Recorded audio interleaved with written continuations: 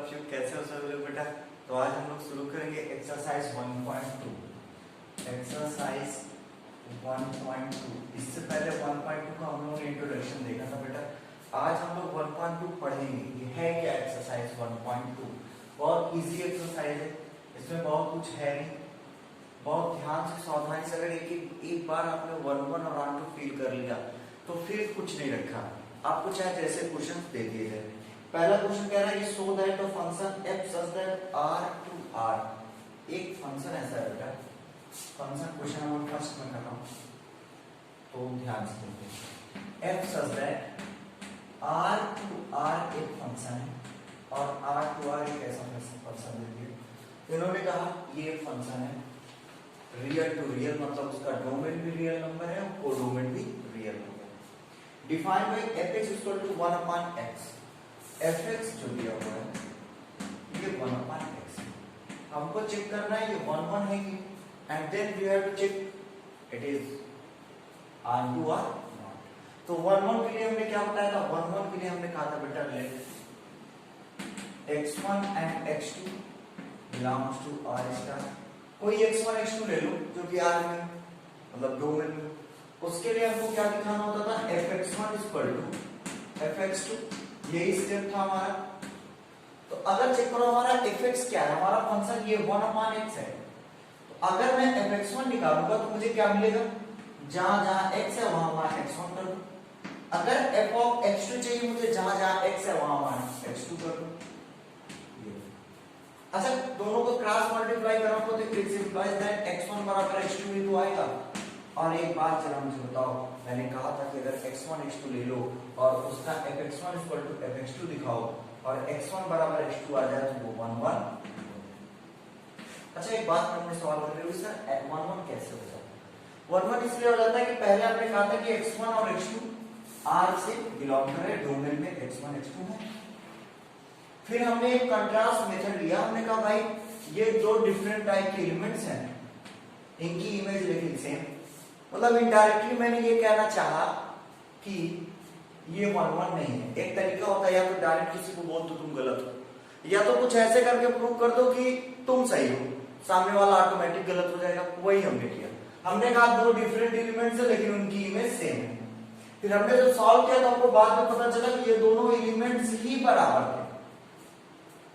तो भैया दो एलिमेंट्स अगर सेम है, मैं 3 बार शीशा देखूं या 5 बार देखूं, मैं ही तो दिखूंगा। मतलब कि कोई भी व्यक्ति अगर 5 बार चाहे 6 बार चाहे जितनी बार रिलेशन ले लो वही मिलेगा। इसका मतलब x1 x2 both are the same, they are not a different, therefore their images are same. बात समझ में? अगर मैं नेक्स्ट बात करूं ऑन2 के लिए, तो ऑन2 के लिए जरा सोचो, पहले फील करो। अगर फील कर लिए तो फिर ऑन2 वाइज बहुत इजी। मैंने कहा कि डोमेन है, ये कोडोमेन और ये भी रियल है, ये भी रियल है। और जीरो एक्सेप्टेड, जीरो नहीं होना चाहिए, नाउ जीरो। तो एक बात बताओ, रियल नंबर यहाँ पे कोई सी वैल्यू 1 2 3 4 -1 -3 -4, ये पूरा रियल नंबर है। तो भैया यहाँ की किसी भी वैल्यू के लिए यहाँ पे वो वैल्यू एग्जिस्ट तो करेगी ही। यहाँ पे 1 ले लो, यहाँ 1 आ जाएगी। 2 ले लो तो 2 लोगे तो 1/2 भी तो एक रियल नंबर। अब 1/-2 ले लो, -1/2 आल्सो अ रियल नंबर। इतनी बात मेरी समझ में आई? जीरो नहीं ले सकते, ना जीरो। इसका मतलब R2 तो है। R2 कैसे? हर एक कोडोमेन का elements, every elements of codomain is a image of domain. समझ गए? इसका हर एक एलिमेंट्स इसकी वजह से, इसके वजह से। तो अच्छा, आप सवालों को सर लिखिए कैसे? तो लिखने का एक सिंपल सा तरीका होता है, आप यहां लिखो फॉर एवरी, फॉर ऑन2 के लिए बहुत सिंपल सी कहानी है। या तो ये लिख दो, या तो अगर लिखना है ये लिखो for every small y belongs to y, for every small y belongs to y there exist, there y belongs to r होगा, ठीक। There exist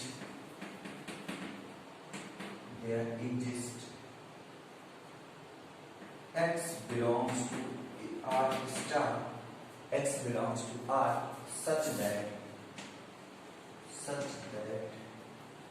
fx equal to एक तो ये तरीका है, तो for every y belongs to y, या तो y बिलोंग्स टू y लिखो या तो y belongs to, for every y belongs to r, ये भी तो real number, there exist x belongs to r such that x is equal to. एक तो ये तरीका है आपको बताने का, और एक और अच्छा तरीका मैं अगर आपसे कहूं तो आप ये भी तो कर सकते हो, आप ये भी कर सकते हो आंटी के लिए। आप दिखाओ आपका फंक्शन क्या है, fx is equal to 1 upon x. We can also write this like that, y is equal to 1 upon x. Then what? X is equal to 1 upon y. Oh, करो। अगर x is equal to 1 upon y है, अगर x is equal to 1 upon y है, तो अगर मैं ये value यहाँ पुट करूँ तो fx बराबर क्या है? fx is equal to 1 upon x की जगह 1 upon y, ये y ऊपर चला जाएगा, fx is equal to 1। Check करो, मैं एक ही कर रहा था, for every x there exists a y, for every y there exists a x।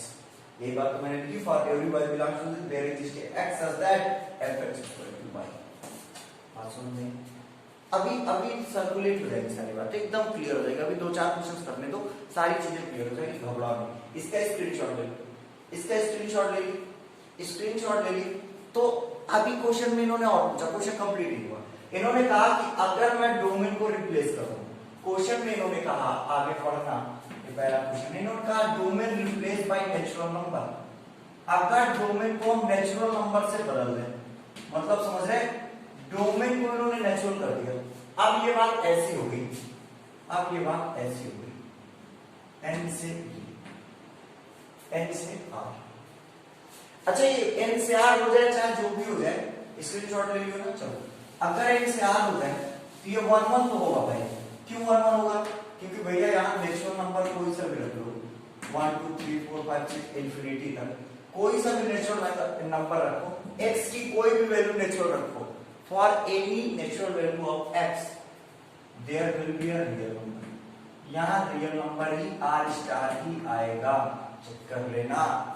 समझ में? इसका मतलब वहां पे भी यही प्रोसेस करना, x1 x2 यहाँ नेचुरल ले लेना, natural fx1 is equal to fx2 and this is a 1 1। ये 1 1 है सेकंड वाले में, लेकिन क्या r2 है? जरा चेक करो, r2 चेक करो, क्या r2 होगा दोबारा? चलो देखते हैं भाई r2 होगा कि नहीं होगा।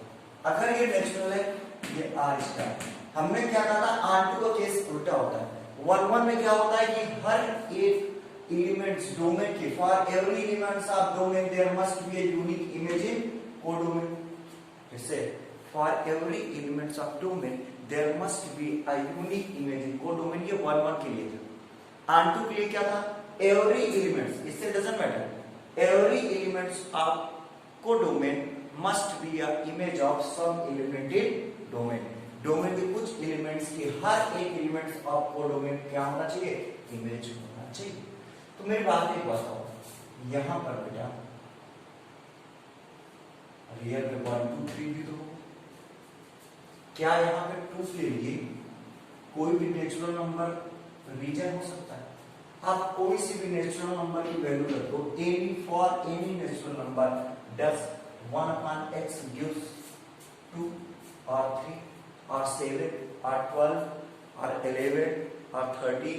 क्या हमारा ये फंक्शन किसी भी नेचुरल नंबर के लिए 1 2 3 4 2 3 4 5 6 7 8 9 10 दे सकता है? नहीं दे सकता। चेक कर लो, कोई सी भी नेचुरल वैल्यू रख दो, कोई सी भी नेचुरल वैल्यू रख दो, तो इसका मतलब इसको दिखाओगे कैसे? इसे बहुत हाई फाई नहीं लिखना, चुपचाप लिख देना, फॉर 12 belongs to y, 12 2 3 कुछ भी ले लो भैया, 12 इसमें तो होगा ना, 12 तो रियल है ना, तो 12 तो इसमें रख सकता हूँ, और 12 belongs to y, there exists no any value of x, there exists no any value of x belongs to natural number, x belongs to natural number की कोई भी वैल्यू एग्जिस्ट नहीं करेगी, सच दैट fx बराबर y, fx बराबर, इसका मतलब it is not onto, पहला वाला था ये वाला R2 नहीं है, इट इज नॉट। अगर इतनी बात समझ आई स्क्रीनशॉट ले लो। Now we proceed for the next question and the second one is what, feel करना जरूरी बेटा। अगर जब तक आप नहीं खुद को फील करा लोगे तब तक परेशान हो जाओगे। इसलिए एक बार खुद को फील करा लो कि हाँ ये 1-1 है कि नहीं। लिखने में तो बहुत आसान है, अभी 4-5 कोशिश करेंगे सेम टू सेम रट जाएगा।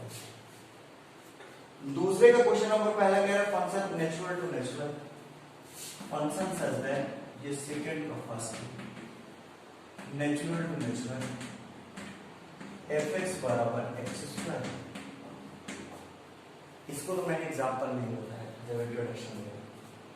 Take any two x1 x2 belongs to natural, fx1 is equal to fx2, then what about this x1 square is equal to x2 square, x1 is equal to x2। और हाँ यहाँ पे ये दिमाग मत लगा लेना सर प्लस माइनस 1 क्योंकि ये नेचुरल नंबर है, निगेटिव को कुछ चीज नहीं। इसका मतलब ये 1-1 है, क्यों? क्योंकि fx1 और fx2 ये दोनों एलिमेंट सेम है। This is a 1। And what about R2 के बारे में क्या? अच्छा फील करो, फील ये नेचुरल है, ये 1 2 3 4 1 2 3 4 5। अच्छा फंक्शन हमारा fx है, x की कोई सी वैल्यू ले लो, x की कोई सी वैल्यू यहां से ले लो, क्या 2 आ सकता है? क्या 2 आ सकता है? नहीं आ सकता। दिमाग में लगाओ √2 बेटा नेचुरल नंबर नहीं है। हमको नेचुरल नंबर में से ये इसमें से cos any x does function gives 2 या function gives 3 नहीं ले सकता। इसका मतलब, लेकिन इसमें तो 2 है ना, इसमें 2 है 3 है 5 है 7 है, लेकिन उसका कोई भी रीजन x पे नहीं। क्यों नहीं है? क्योंकि भैया अगर कोई वैल्यू x की यहाँ रहती यहाँ 2 आना चाहिए। आप कहोगे sir 2 belongs to y, 2 belongs to y, एक रीजन पर्याप्त है दिखाने के, 2 belongs to y but there exists no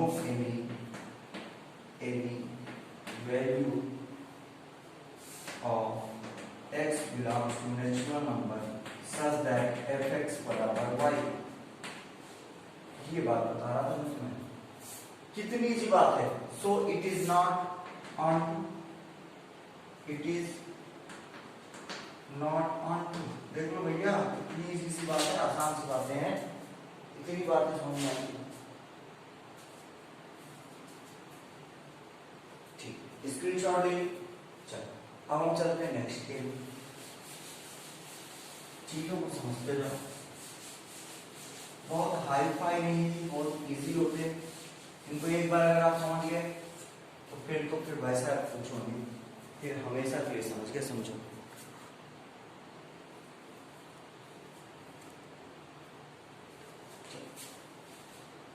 अब हम देखते हैं क्वेश्चन नंबर नेक्स्ट।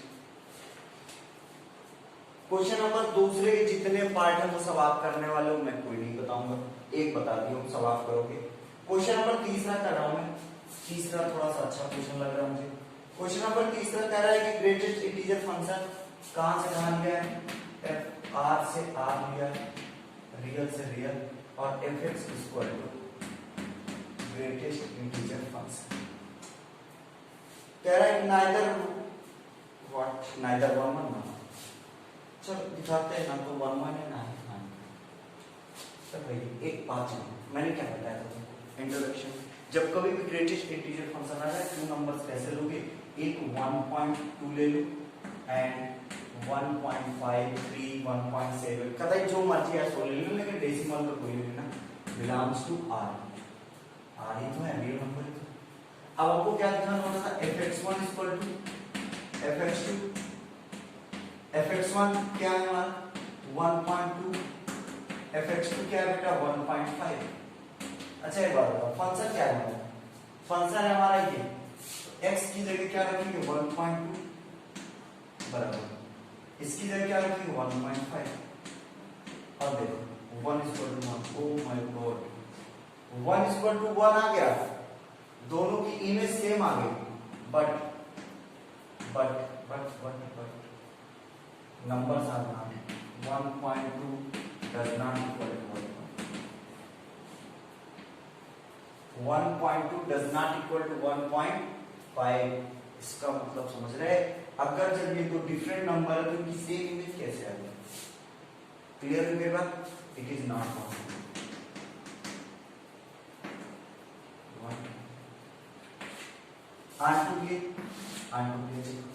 आंटू के लिए ऐसे पहले फिल कर लो। इन्होंने कहा रियल से रियल, चलो रियल से रियल। यहाँ भैया 1.2 भी तो होगा, लेकिन हमको पता है कि ये x कभी पूरी जिंदगी कभी भी डेसिमल नंबर नहीं देगा, हमेशा इंटीजर देगा। इसका मतलब यहाँ पे x पे कोई वैल्यू रियल नंबर जैसी कोई वैल्यू एग्जिस्ट नहीं कर सकती जिसके लिए 1.2 आ जाए। ऐसा तो बहुत सारे नंबर होंगे 1.3, 1.4, 1.5, लेकिन हम एक को पकड़ेंगे। आप कहोगे 1.2 belongs to y, but there exists no any value of x for x belongs to r, no value of x belongs to r for yes such that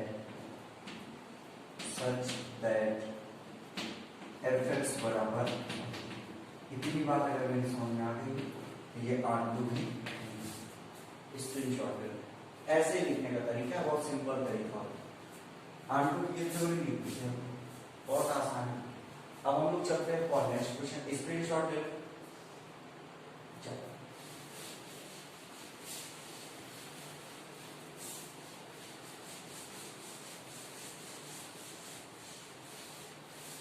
थोड़ा सा कुछ सोचना पड़ेगा क्योंकि ये दूसरा कुछ पढ़ोगे, ठीक है?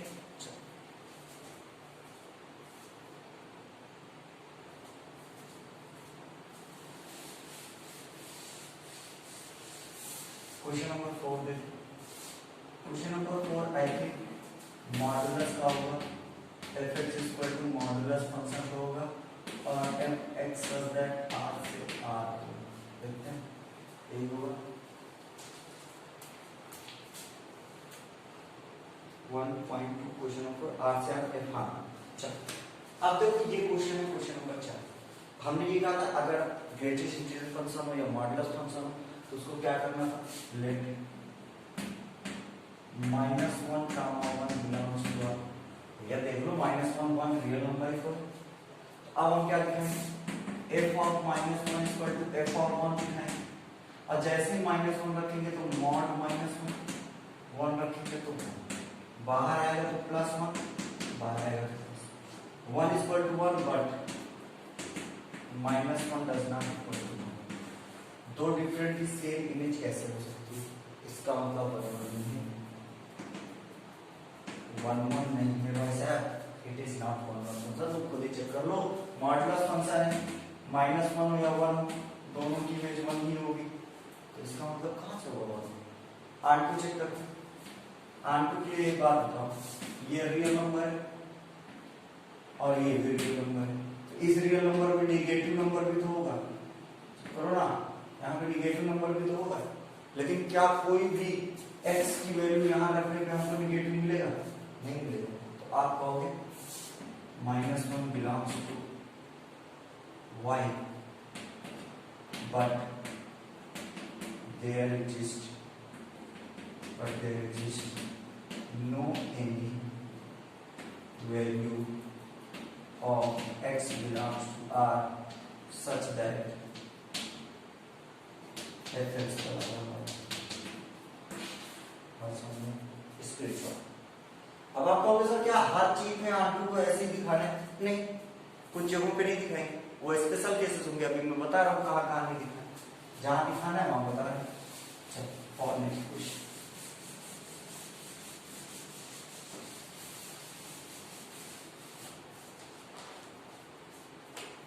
क्वेश्चन नंबर 5 कह रहा so that signum function neither 1 nor signum function में क्या है? fx इक्वल टू रियल से रियल के लिए क्वेश्चन नंबर 5 सिग्नम होता है 1 if x greater than 0, x बराबर 0 के लिए 0, जब x 0 से छोटा हो ये माइनस। अच्छा एक बात बताओ, पहली बात तो ये 1 1 है नहीं पूरी जिंदगी, क्यों नहीं 1 1? देख जब x की वैल्यू 0 से बड़ी होती है तो 1 आता है। फॉर एवरी मतलब 2 के लिए भी 1, 3 के लिए भी 1, 4 के लिए भी 1, 5 के लिए भी 1। इसका मतलब भैया कईयों की में सेम है, ये 1 1 नहीं। आंटू की बात करो तो आंटू भी नहीं, आंटू क्यों नहीं? क्योंकि यहाँ पे बहुत सारे एलिमेंट्स होंगे, ये बहुत सारे रियल नंबर होंगे, लेकिन यहाँ पे ये भी तो रियल नंबर है। यहाँ पे केवल 1 0 -1 की इमेज इसमें है, यहाँ 2 हो जाए तो कोई इमेज नहीं, तो आंटू भी नहीं। क्योंकि भैया देखो ना इसकी तीन ही वैल्यू तो है, x 0 से बड़ा है तो 1 वैल्यू है, कि 0 से छोटा है तो -1, 0 बराबर है तो 0। बाकी रियल नंबर में बहुत सारे नंबर्स होते हैं, वो इमेज नहीं आएगी। इसका मतलब ना ये 1 1 है ना ये। अब आपको अपने सब कैसे दिखाएं? दिखाने के लिए ले लो 1 2 belongs to greater than or equal to 0 होगा क्या? नहीं, इक्वल टू 0 तो 0। ठीक, आप ले लो 1 2 belongs to R, f of 1 is equal to f of कुछ भी ले लो -3 जो बचा, f of 1 0 से बड़ा वैल्यू, f of 2 0 से बड़ा value, but 1 does not equal 1 नहीं, आंटी ये रियल नंबर, मतलब आप कहते हो 2 also belongs to y, but there is no value of x such that this जो अभी तक लिखा था। चलो क्वेश्चन नंबर 6 देखते हैं। क्वेश्चन नंबर 6 बहुत इजी है, वो आप बता देना, कह देना 1 1 है कि नहीं है, तो वो 1 की इमेज 4 है, 2 की 5 है, 3 की 6 है। Different element different image, every elements of a having a unique image in b, therefore it is a 1 1। Question number 7 है, 7 का एक में बता दे रहा हूं, दूसरा आप कर लेना अपने से। fx = 3 - 4x, fx = 3 - 4x, सातवें का पहले सातवें तो fx = 3 - 4x, fx = 3 - 4x। ध्यान से समझना, सारे क्वेश्चन देखो क्लियर हो जाएगा, दोबारा पढ़ना नहीं पड़ेगा। इसके लिए क्या करेंगे, x1 x2 कर ले, x1 x2 belongs to r ले लो, fx1 बराबर fx2 दिखाना है आपको, यही तो करना है, fx1 = fx2 तो दिखाओ। ठीक, fx1 = fx2 दिखाओ। यहाँ x1 रख दो 3 - 4x1, यहाँ x2 रख दो 3 - 4x2, 3 से 3 कटेगी, -4 से -4 दोबारा का तो -4x1 = -4x2, काट दो दोनों को, x1 बराबर x2। अगर x1 x2 बराबर आ गया, it is 1 1 function, it is 1 1। अच्छा, अगर ये 1 1 तो सर आंटू कैसे देखेंगे? यहाँ पे तो कोई आइडिया ही नहीं लेगा, यहाँ पे रियल टू रियल की बात हो रही है, लेकिन आप कैसे एनालाइज कर पाएंगे कि इसका हर एक रियल इसकी इमेज है या नहीं है या क्या है? तो ऐसे केसेस जब फंस जाए, जब आप ना एनालाइज कर पाओ, तो उस केसेस के लिए बता रहा हूं, आंटू कैसे करेंगे? fx = y की केस में करेंगे। fx कितना है? 3 - 4x = y। तो ये बताओ 3 उधर चला जाएगा तो -4x = y - 3 हो जाएगा, माइनस इधर लेते जाओ, x को डिवाइड में लेते जाओ, माइनस इधर जाएगा तो ये 3 - y हो जाएगा, और ये जो 4 है वो डिवाइड में चलेगा, x = 3 - y / 4। अगर बेटा वो आंटू नहीं होगा ना, तो कभी जिंदगी x और y सेपरेट ही नहीं हो पाएंगे। पहली बात तो x = 3 - y / 4 है, इसका मतलब ये आंटू है। थोड़ा और मानो तो और कर दो, x की वैल्यू यहाँ रख के देखो, x की वैल्यू यहाँ रख के देखो, तो अगर x की वैल्यू यहाँ रख के देखोगे तो आपको क्या मिलेगा? यहाँ f की जगह 3 - y / 4 रखोगे तो 3 - 4 इंटू x की जगह 3 - y / 4 रखोगे, 4 से 4 कट जाएगा, 3 से 3 माइनस प्लस बराबर y। ये एक तरह से इनवर्स निकाल बैठे, और इनवर्स उन्हीं का निकलता है जो 1 1 आंटू दोनों होते हैं, या जो आंटू 1 1 दोनों होते हैं। इसका मतलब ये भैया 1 1 है और आंटू, ये it is an onto function. बात समझ में? कुछ स्पेशल केसेस है जिसमें इस तरह से करें। आप क्वेश्चन नंबर 2 आप अपने से ट्राई करेंगे, नहीं आएगा तो पूछेंगे, हम बताएंगे। क्वेश्चन नंबर 8 कह रहा है f such that a cross b = b cross a। ये क्या हो गया, इसको देखते हैं। Question number 8,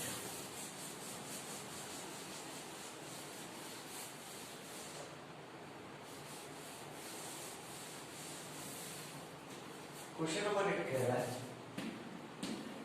f such that a cross b is a function directly across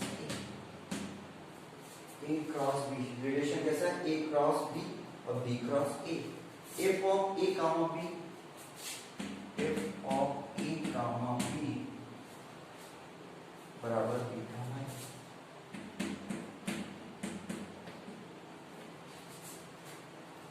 इस बाइजेक्टिव फंक्शन, अच्छा यहाँ पे देखो जो हमारा डोमेन है ना वो a क्रॉस b और हमारा codomain b cross a cross. अगर ऐसा कुछ है और कह रहा है कि f of a comma b b comma a होगा तो 1 1 and 2 है या नहीं, इसको दिखाने के लिए सबसे सिंपल तरीका है मैं बताऊं। तो आप क्या करो, कोई दो सेट ले लो, सेट a इक्वल टू ले लो 1 2 3 और b ले लो, बहुत ज्यादा बड़ा ना लो 4 5, दो एलिमेंट्स का ले लो। जो क्वेश्चन को इसको करो, a क्रॉस b क्या होगा 1 4 1 5,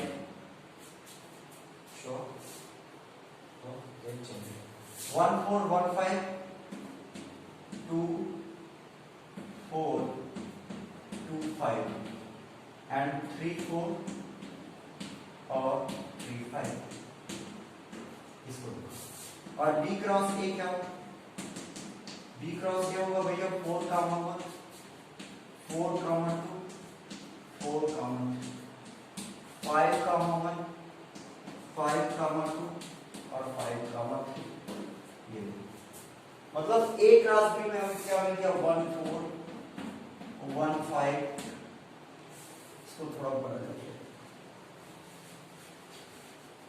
समझना है फिर 1 4 1 5 2 4 2 5 3 4 3 5, और ये वाला क्या बनेगा 4 1 4 2 4 3 5 1 5 2 5।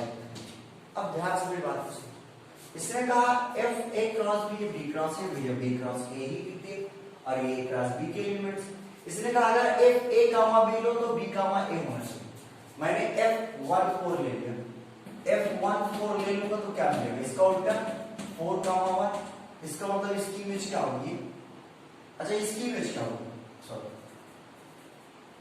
1 कामा 5 की इमेज क्या होगी 5 कामा 1, 2 कामा 4 की 4 कामा 2, 2 कामा 5 की 5 कामा 2, 3 कामा 4 की 4 कामा 3 और 2। चेक करो, इसका मतलब हर एक एलिमेंट्स डोमेन का को डोमेन में एक यूनिक इमेज बना रहा है, इसका मतलब ये 1 1 है। R2 की बात क्या करूं, अब हर एक elements every elements of codomain must be a image of some elements in domain, इसके हर एक एलिमेंट्स इसकी इमेज है, चेक कर लो कोई भी एलिमेंट छूटेगा नहीं, इसका मतलब ये R2 है। बात समझ में आई, एग्जाम में बता देना it is 1 1 it is R2 both. बात क्लियर होगी, स्क्रीनशॉट। अब देखते क्वेश्चन नंबर 9, देखो ये बहुत इजी एक्सरसाइज है भाई, इसको लेकर बहुत परेशान मत हो। जहाँ 2-4 बार आपने क्वेश्चन किए आप एकदम हवा घूमने लगो, शुरू में बच्चा घबराता है लेकिन उसके बाद ये उसको बहुत इजी है, तो बिल्कुल परेशान मत हो। इंट्रोडक्शन जितनी बार उसके उतनी बार देखो जब तक क्लियर ना हो तब तक, और एक्सरसाइज इजी तो है। अब हम लोग देखते हैं क्वेश्चन नंबर 9 क्वेश्चन बहुत अच्छा है। fx इक्वल टू कह रहे हैं x n है, x n plus 1/2, n is odd, n/2 जब n इज इवन। इस क्वेश्चन को समझना इंपॉर्टेंट है, हर बार एग्जाम में आ जाता है। f such that n से नेचुरल से नीचे।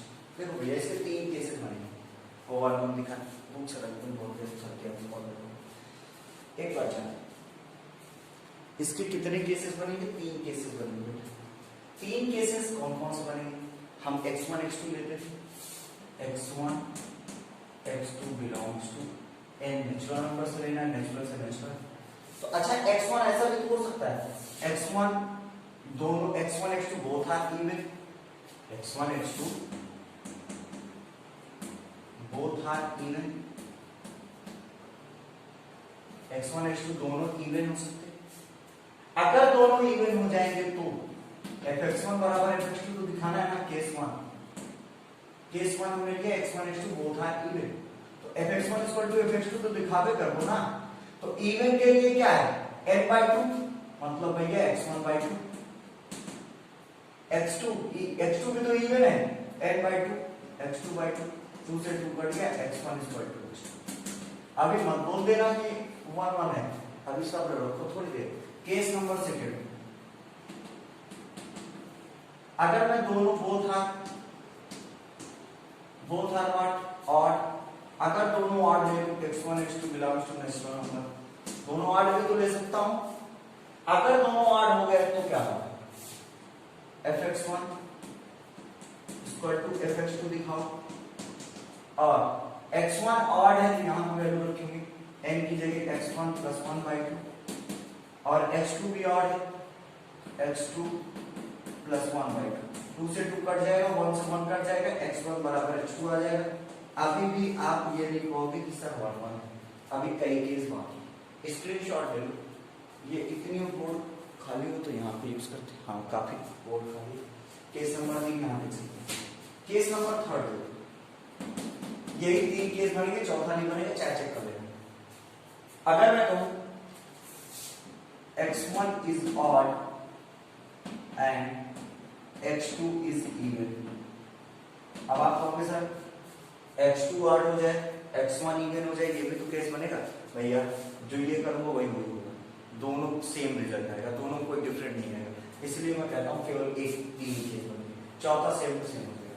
x1 odd है, अब हमको fx1 बराबर fx2 दिखाना है। fx1 x1 क्या है मेरा odd है, मैं यहां पे वैल्यू रखूंगा x1 + 1/2, x2 मेरा इवन है, मैं यहां पे वैल्यू रखूंगा x2/2, ये कट जाएगा। लेकिन एक बात बताओ, x1 x2 इधर ले या x1 + 1 बराबर x2, ये x1 x2 बराबर नहीं है, इसका मतलब x1 does not equal to x2।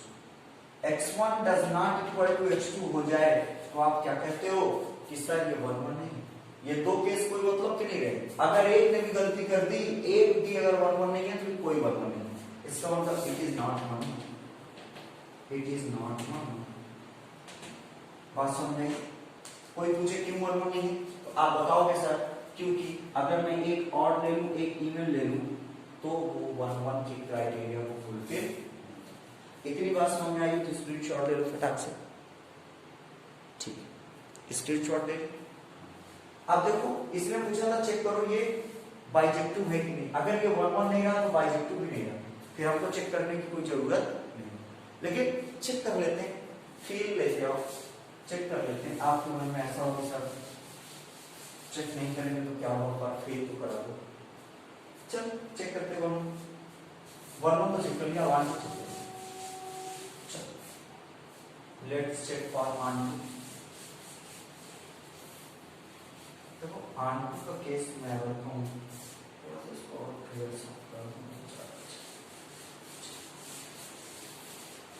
अगर मैं 8 2 का केस करूं तो देखो ध्यान से समझो, अगर ये नेचुरल नंबर है और ये भी नेचुरल, देखना ये नेचुरल से नेचुरल है तो डोमेन भी नेचुरल, को डोमेन भी नेचुरल। यहाँ 1 2 3 4 5 dot dot dot 1 2 3 4 5 dot dot.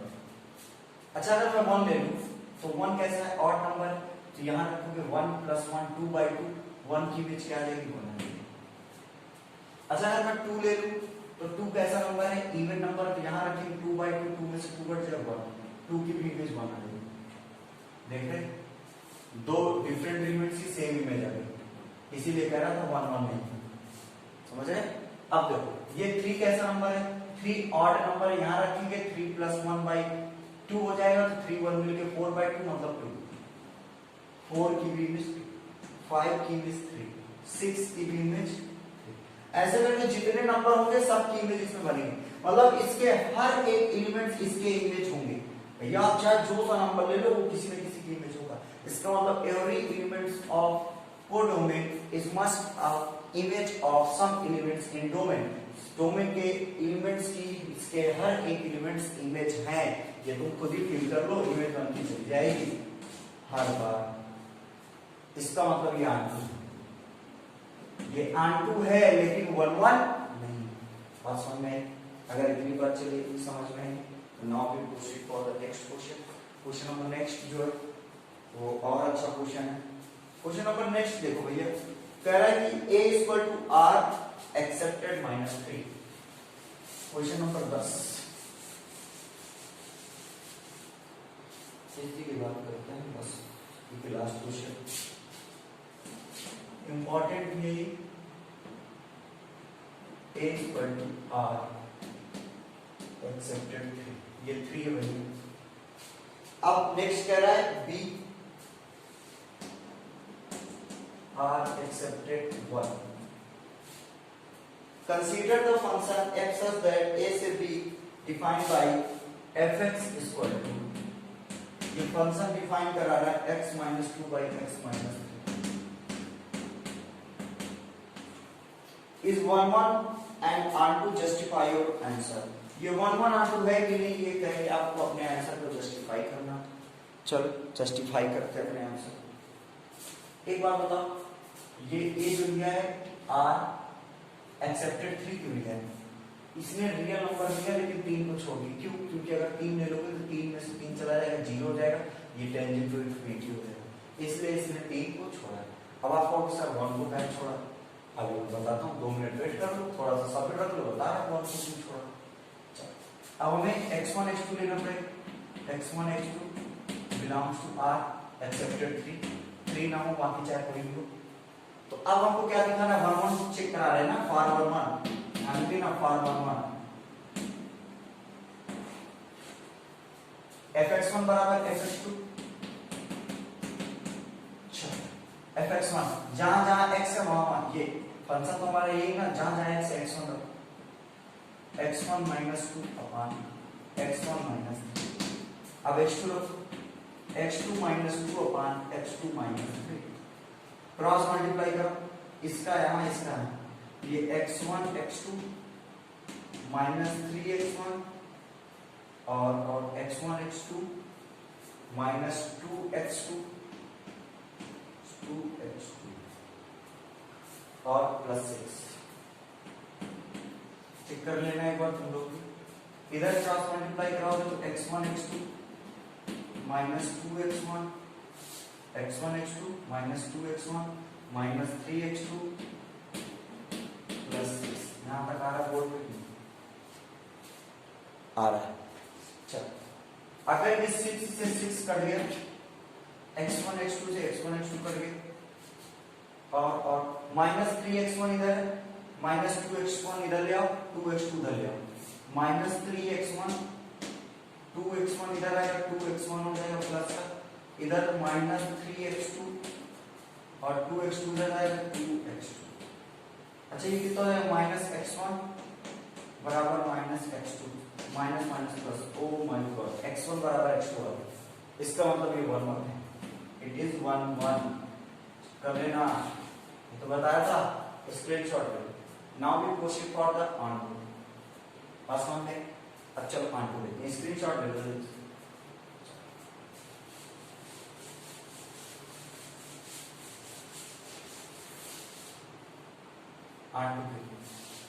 Onto के लिए मैंने बताया जब कभी ऐसे क्रिटिकल कंडीशन आ जाए तो समझ में ना आए क्या करें क्या नहीं, तो क्या करेंगे? fx हमारा क्या दिया होगा?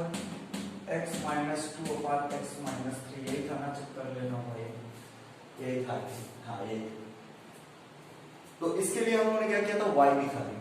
fx इक्वल टू कितना, x minus 2 upon x minus 3 बराबर y। मल्टीप्लाई करो, x माइनस 2 इधर जाएगा तो xy माइनस 3y, xy को उधर जाएगा, x माइनस xy चला जाएगा, 2 उधर चला जाएगा तो 2 माइनस 3y होगा। यहां पर से x कॉमन ले लो, 1 माइनस y बराबर 2 minus 3y, x equal to आ जाएगा 2 minus 3y upon 1 minus y। देखो ये कह रहा था कि यार, और देख रहे हैं 1 को क्यों छोड़ा था, 1 को कोडोमेन की वजह से छोड़ा। यहां पर अगर 1 ले लो, y की वैल्यू 1 ले लो, इंफिनिटी नहीं हो जाएगा, नॉट डिफाइन नहीं हो जाएगा, इसलिए इसने 1 को छोड़ दिया। अब देखो x, हर एक x के लिए y एग्जिस्ट करेगा, for every x there exist a y, for every y there exist a x।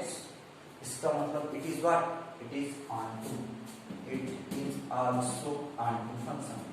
और अगर अभी भी कम भरोसा हो तो इसको फिर x को उठा के यहां पे रखोगे, आपको y मिल जाएगा चुपचाप। बात समझ में आई? इसका मतलब it is onto function.